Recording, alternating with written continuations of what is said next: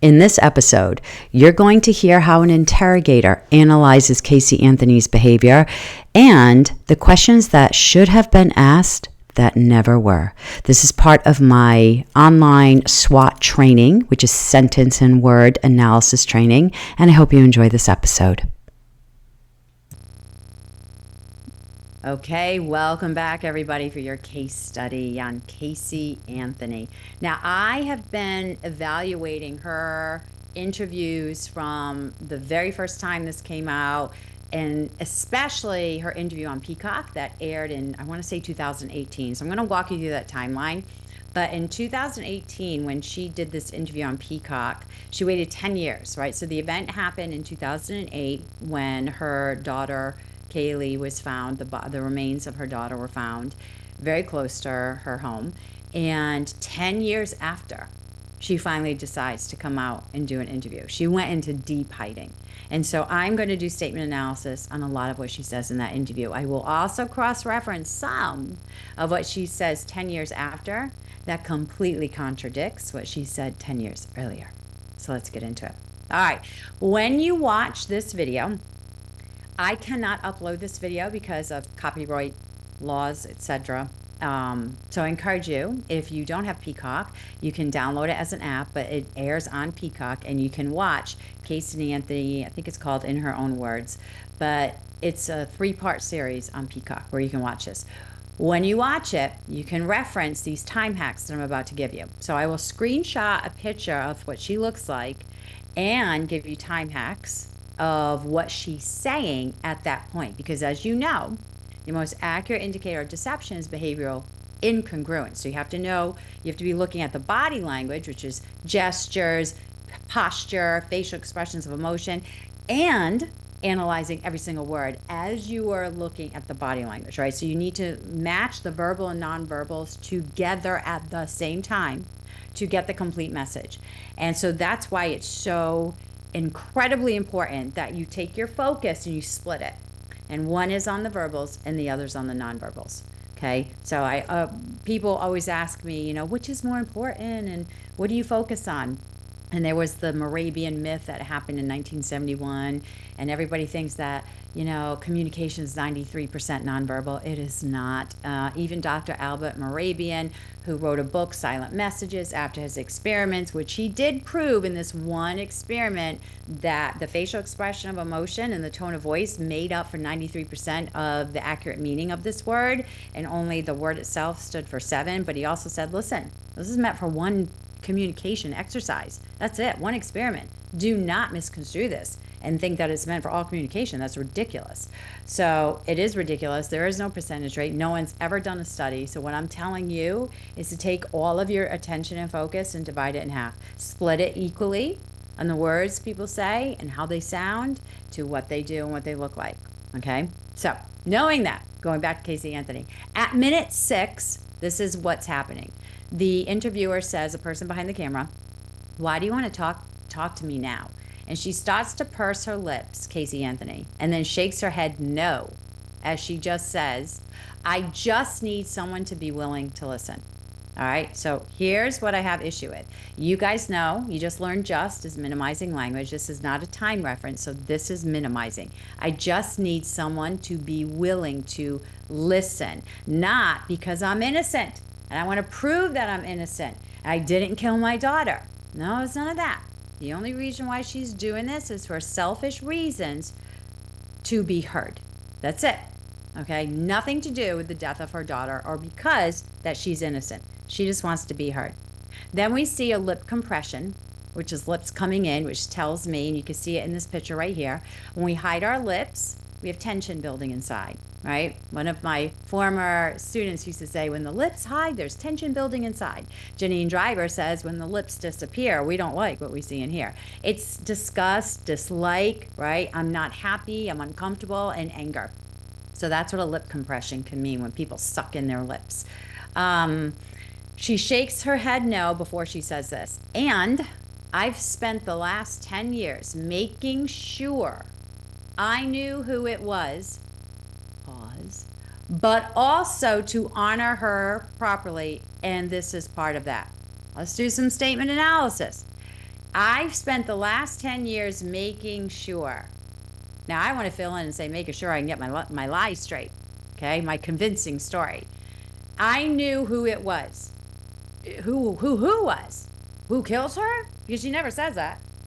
It doesn't make any sense. Then she pauses, I think, realizing because she didn't make any sense with what she just said. But guess what does, right? Does. Guess what but does? But negates everything that comes before it. So now I start with also to honor her properly. Okay, first of all, you can't say her name still. She won't say Kaylee. Second of all, why do you have to honor her properly? You didn't back in the day? It took you 10 years to honor Kaylee properly? That doesn't make any sense. That just tells me you're a pretty awful human to take an entire decade to honor your daughter's death. And this is part of that. Okay. Why, again, some questions I always ask in my head as I go through listening to what people say and analyzing everything that I hear and I see. And of course, as she's saying this is the screenshot that is happening. This is her facial expression. If you look at it closely, right now you have lip compression, you have contempt. So you can tell because the cheeks are offset. You have the apple of the cheek protruding on one cheek only, not two. When we smile, they protrude on both. We do contempt, it's only on one. Contempt is moral superiority. So we have pursed lips, dislike, right? Anger. We have contempt on one side, moral superiority. We have doubt. And doubt is by those lines going up and down between the eyebrows, okay? They're pinching together. That's doubt. That tells me I'm not quite buying what you're saying because you're not. If you're doubting what you're saying, well, I'm certainly going to doubt it too. And of course, we just did statement analysis on all this, and it's littered with deceptive indicators.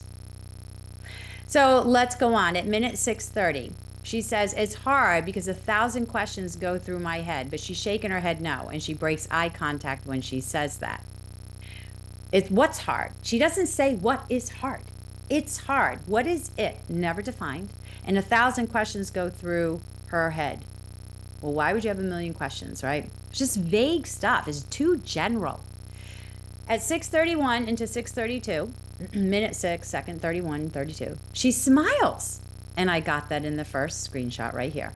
She looks away and smiles as she says this. I'm responsible for answering. And then immediately goes to that second picture. That is disgust. Okay, I literally had to stop this, screenshot it. I couldn't believe it. That's perfect example of disgust. I'm responsible for answering everyone in the world's questions about her. She drew out that word for some reason and she paused about what happened. Again, can't say Kaylee, can't say murdered, can't say anything about it. Completely distancing.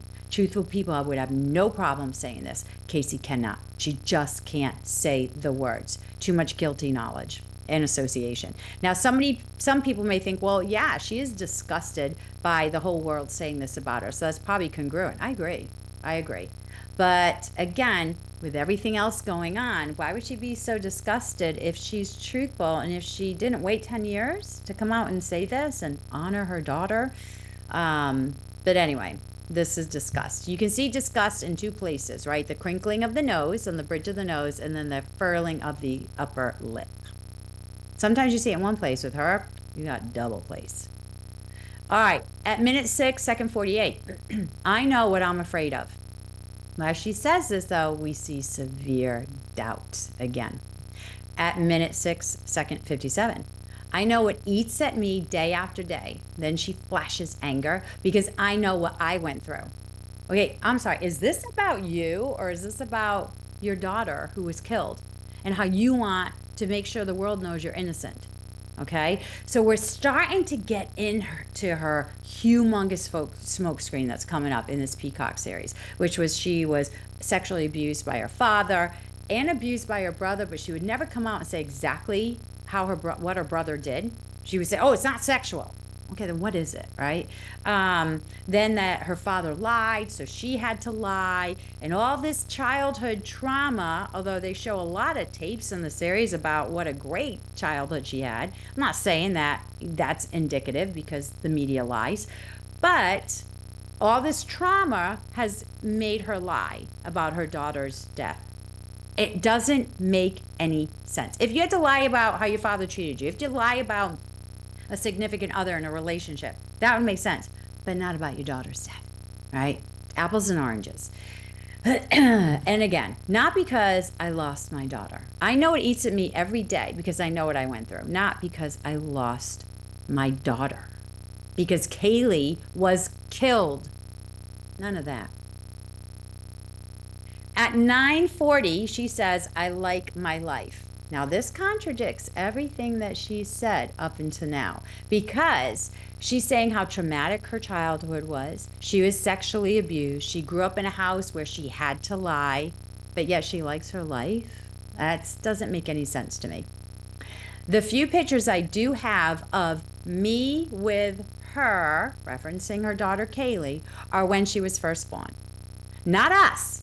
The few pictures I do have of us, there's no togetherness. There's emotional distancing. Now, some of you may say, well, yeah, because of everything that's happening. Of course she's going to want a distance. But would you? Because I know if I have a loved one, especially my child die, I'm not going to distance them. I will always be close to them. I will never create that emotional distance.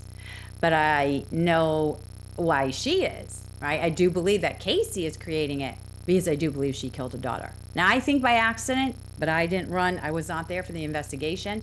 But I do believe this is why we have that emotional distancing. It's on purpose.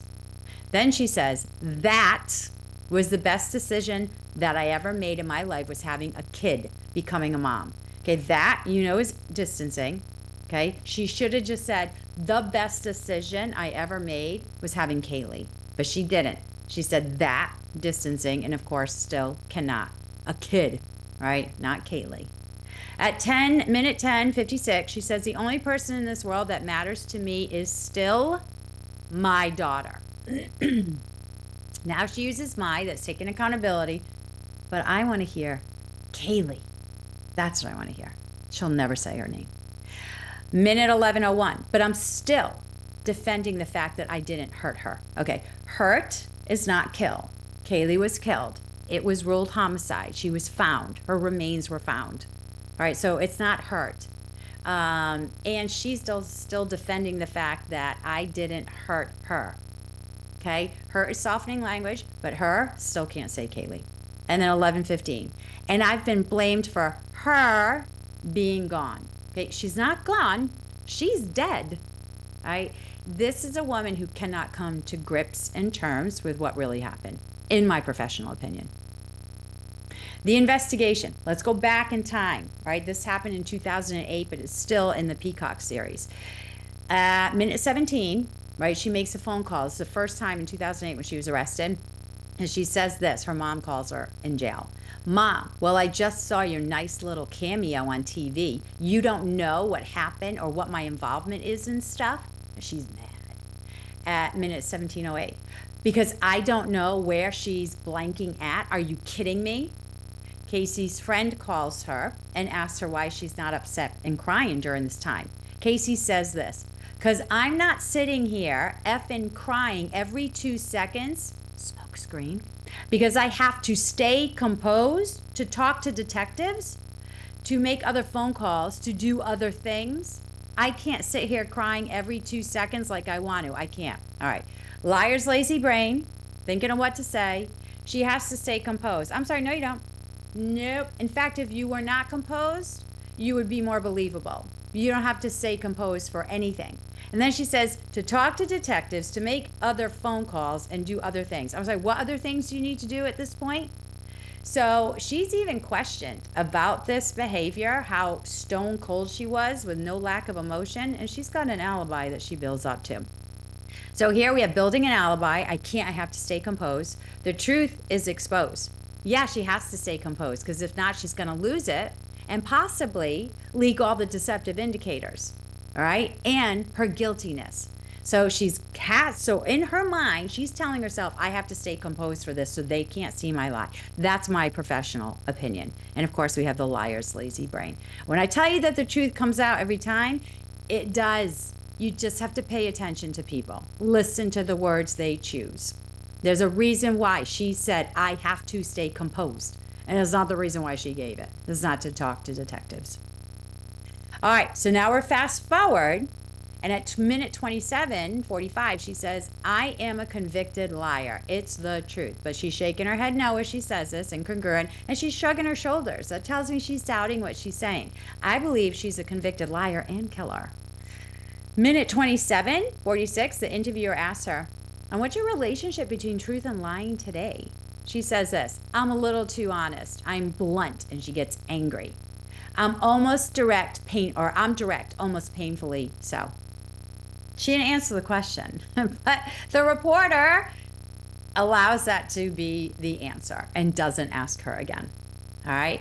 When people when they use generalizations, when they try to take you off topic, don't let them deceive you. Okay. You have to go back and ask that question again if they didn't answer it. It is your duty to do that. And they shouldn't get upset because they're the ones who didn't answer the question. And if you remain very non-accusatory and rapport-based, you shouldn't have any problem asking the question again and gently telling that person, listen, you didn't answer the question, so I'm just going to ask it again. What is your relationship between truth and lying today? And that's how you get your answers. But she fluffs, right? She pivots. She's not answering this question. At minute 33:24 to second 37, she admits that there were some truths to her lies, and she would say, well, there's a kernel of truth within the lie. And as she does this, she purses her lips, leaks contempt, and shakes her head no. And that's this picture down below. And we see the doubt, right? She's always got that doubt. This is anger up top. Those lips are starting to disappear. And this is pure contempt. I'm morally superior. Why would Casey feel morally superior during this interview at any point? She shouldn't. It doesn't make sense. It's not congruent. But I think I know why. Because she still thinks that she's getting away with a lie and that she has the whole world fooled.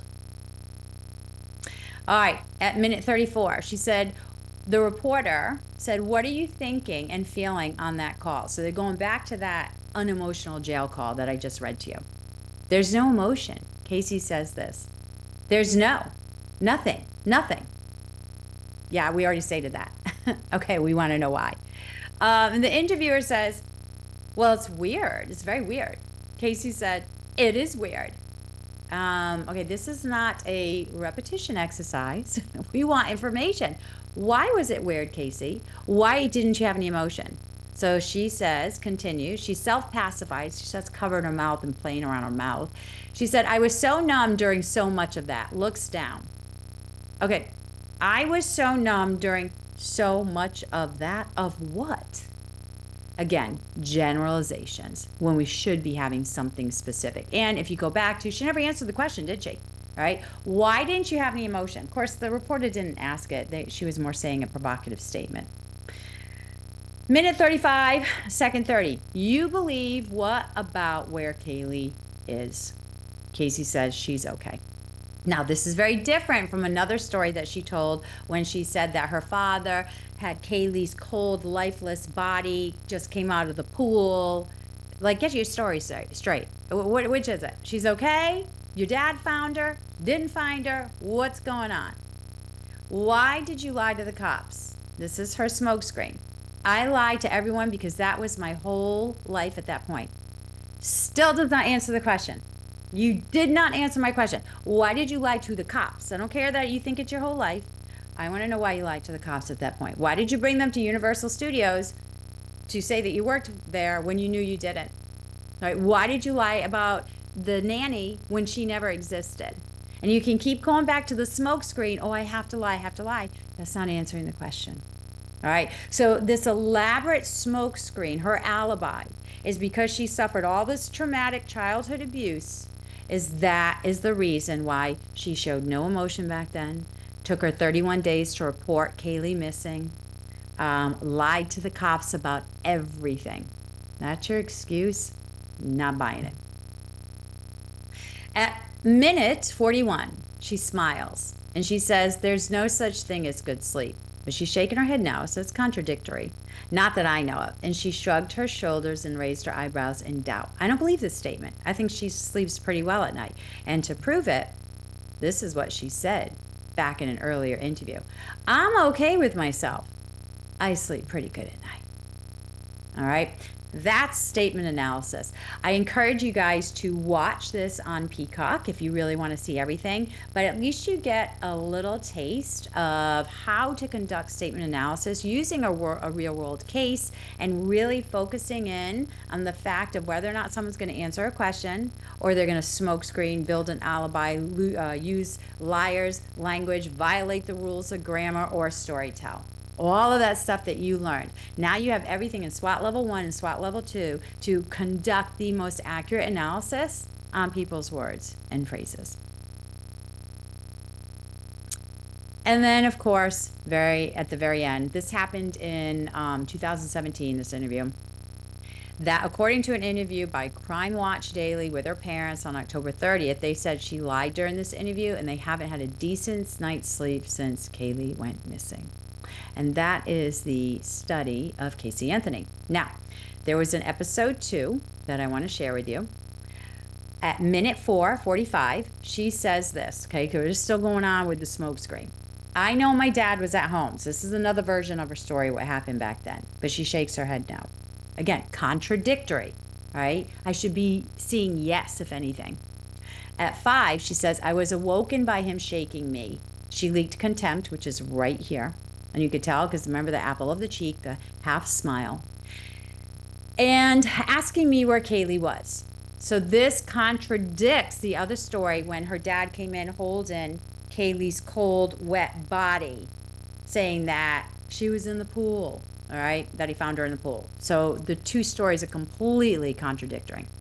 By the time I came back around from the left side of the house and she's looking down to the right, maybe she's lying, maybe she's accessing an internal dialogue, maybe she's checking out her feelings. You can see in this picture right here, but she avoids eye contact as she's saying this. I came back around towards the front porch. He's standing there with her. He is. That's present tense, not he was, right? He was standing there with her. She's soaking wet. But wait a minute. I thought that you just said that your dad came in and asked you where Kaylee was. So which is it? These stories don't make any sense. And again, she's soaking wet. Should have been she was soaking wet if this truly happened, which it didn't. And her dad passed a polygraph test because he was asked all about this. At minute 7, this is in episode 2, remember, because there's 3 parts. She says, I just want her back. It's interesting because I will tell you, in all the cases and criminals I analyze, Barry Morphew said this, Chris Watts said this. They get on TV and they say, I just want her back. I just want them back. Just is minimizing. This is not a time reference. Okay. And what else are you supposed to say? Of course, you're expected to say that, but it's a lie. This has no sincerity behind it. And I can't tell you how many people that I know are lying will say, I just want them back. I just want her back. And she says it too. Here are the questions that were never asked to Casey. And you know that even though you're learning statement analysis, right, you need to be able to read the body language and you need to be able to ask good questions to get to the truth. This is one piece of a 3-part puzzle. So these are questions I would have asked. Why did you lie to law enforcement about Kaylee's disappearance? Okay, you have to fill in the about, not just lie. You got to get specific. Why did you lie to law enforcement about where you worked, about how many days, whatever it is? Be specific. She says she lied because she was conditioned to by her father, but she never ever said why she lied specifically about her disappearance or why she waited 31 days to report it. Why did you waste the time to take the detectives all the way to Universal Studios and inside, knowing it was a lie, knowing that you didn't work there? Why did you blame Zenaida as taking your daughter when that wasn't even your nanny? You said you thought she was all right during those 31 days. Why? Where did you think she was? Who did you think she was with? You said I had gone through other resources to try to find her. But wait a minute. What were those resources? She never said. And she just admitted she couldn't find her. So why would she have to use resources to find her if her cover story now, 10 years later on this Peacock special, was that her father killed Kaylee, right, and took care of it and told her everything's going to be okay. And she keeps saying in every single interview, well, I thought she was okay. I thought she was okay. Well, then why would you have to use other resources to find her? So nobody is picking up on these contradictions that she's saying, and I can't figure out why. All right, why did you go out partying? We have the pictures while you were trying to find her using other resources. I will use people's words right inside my question. I will embed them in my question to make sure that my question is so succinct and clear. So I would ask her, why did you go out partying, right? We have the pictures, while you were trying to find her using other resources. In my estimation, she would say, because I thought she was okay. Again, why would you need to go use other resources to find her if you thought she was okay? Why did you disappear after the trial? For 10 years. Why did you disappear? And why do you think people want to hear your side of the story now, 10 years later? Those are some questions